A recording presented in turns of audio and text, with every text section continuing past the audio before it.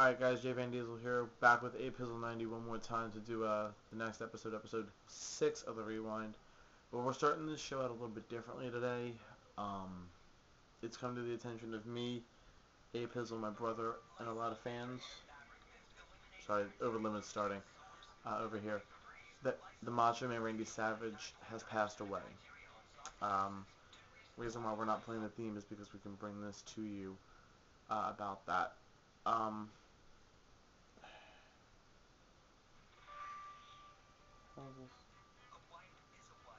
Apparently this isn't whatever. Apparently that's not what I'm looking for.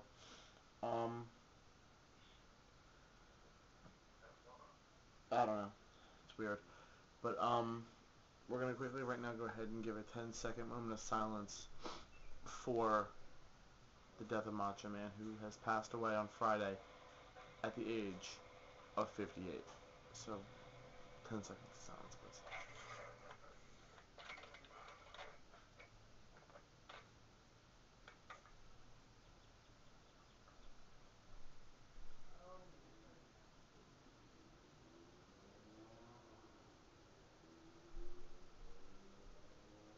Alright guys, thanks. He put it best. That's the trademark phrase of Randy Paffo, better known as Macho Man Randy Savage. Doing so much work back in WWE until 1993, and then he went to WCW shortly after and made one appearance in TNA back when, I forget, someone was fighting all these huh?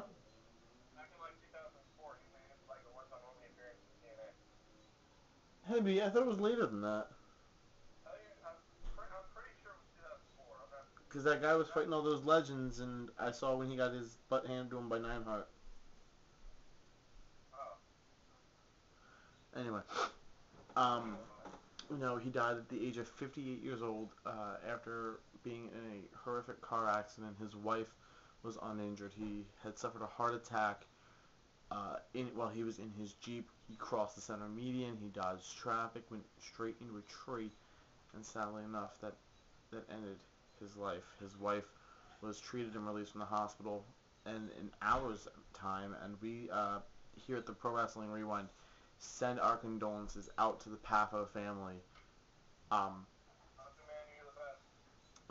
Exactly, he will always be remembered as the Macho Man, the greatest, and in one of the epic rap battles of history, which is the funniest things I've ever seen. He says in one of his lines, "The Macho Man, there is no equal," and that's exactly true. There is no equal. He will definitely sadly be missed by everybody in the wrestling world. The competitors tonight at Over the Limit, which it has started, Over the Limit tonight. I'm pretty sure it will be a memory for him. He'll be watching up in heaven. My one friend put it best. If I can say, my one friend said,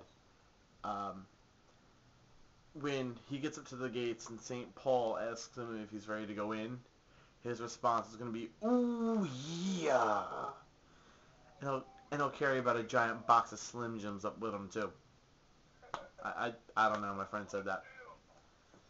Snap into a Slim Jim. Okay. I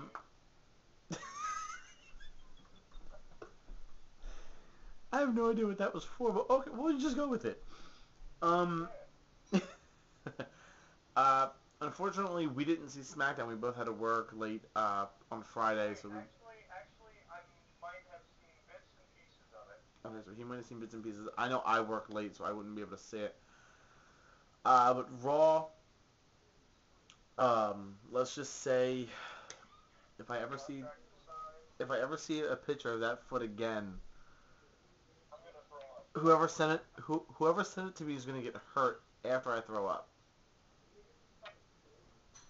But here's my thing: Jack Swagger left the contract signing after Michael Cole said all that stuff about how Jack being world champion and All-American doesn't mean anything. Do you still think Jack's gonna play a part in that match? You and me both agree.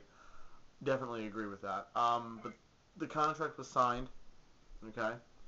But that would not be the last time we all seen Jack Swagger. He'd play a vital role in the no holds barred match with Jack Swagger versus John Cena Monday night, which John Cena, well, he pulled out a win, of course, winning.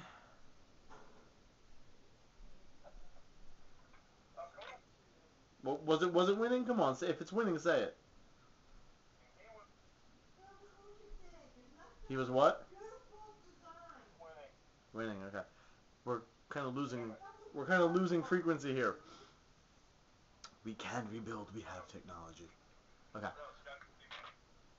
Scotty ain't beaming me up. Hell, he sent me down here to live out a curse. No. Yeah, but Jack Swagger didn't prove to have enough power. Um, One of the matches though I'm looking forward to tonight. And I'm sorry we're rushing through Raw. I didn't see much of it. Um, is on the SmackDown side of things. It's Chavo versus Sin Cara, a guy who I actually have in the draft. Definitely Chavo. He, granted, yeah, he is a heel, but I have to tell you, what heels like him, Jack Swagger, R-Truth. I'm not even gonna say R-Truth. What they can, and the Miz, what they can do in the ring is incredible. Their athletic prowess is nothing compared to their, well, I mean, I should say their egos are nothing compared to their athletic prowess. Their egos may be high, but their athletic talents is, they're way higher. Um, but you know, Sin Cara breaks through the scene, spends 2 weeks on Raw, and then gets drafted over to SmackDown. It's it's pretty odd, but to be honest, I like what they did. You know, he dominated on Raw for the 2 weeks he was over there. Now he's dominating over on SmackDown. I think I think with everything that he's done, I I see potential in him being a champion. Maybe not now. Maybe in like 4 or 5 months time. Maybe a little bit less, or maybe I should say maybe a bit more. Um, Another match on the SmackDown side of things is for the Intercontinental title. Yep, your guy versus Big Zeke for the Intercontinental. Jimmy has Zeke. I'll have to check the I'll have to check the clipboard. I definitely will.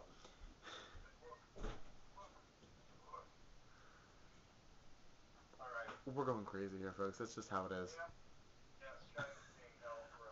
Um, I can definitely tell you that match is going to be one of the great matches that I see in wrestling as two powerful forces just colliding. Speaking of powerful forces, I'm going to hell. I really am.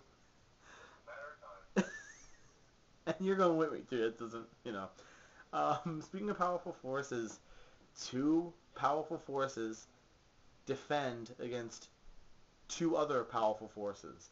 I mean the tag team titles. Show and Kane go 2-on-2 against Mason Ryan and CM Punk of the Nexus.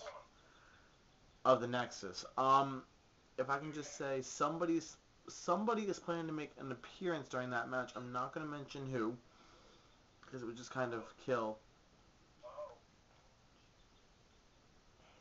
Okay, just saying for the people at home, so you can't hear it. Haha.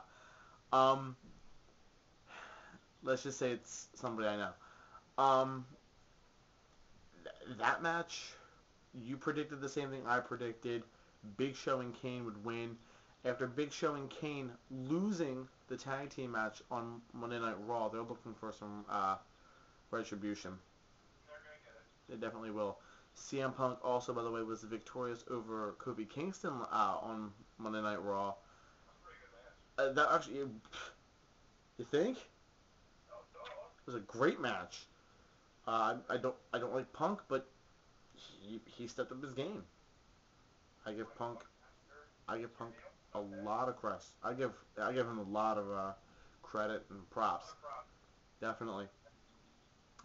The women's title will be held. Can Double Trouble keep the belt around Brie Bella's waist, or will Kelly finally get the women's title she desperately deserves? And will we see an appearance from Karma? What do you think?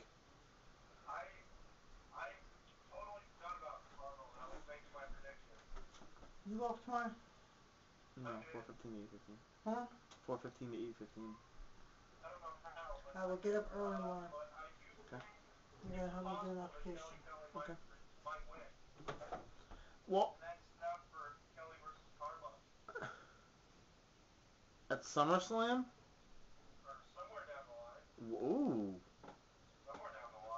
Wow. Oh shoot, you're right, because Money in the Bank is next up. Ooh. I, August, SummerSlam comes after Money in the Bank.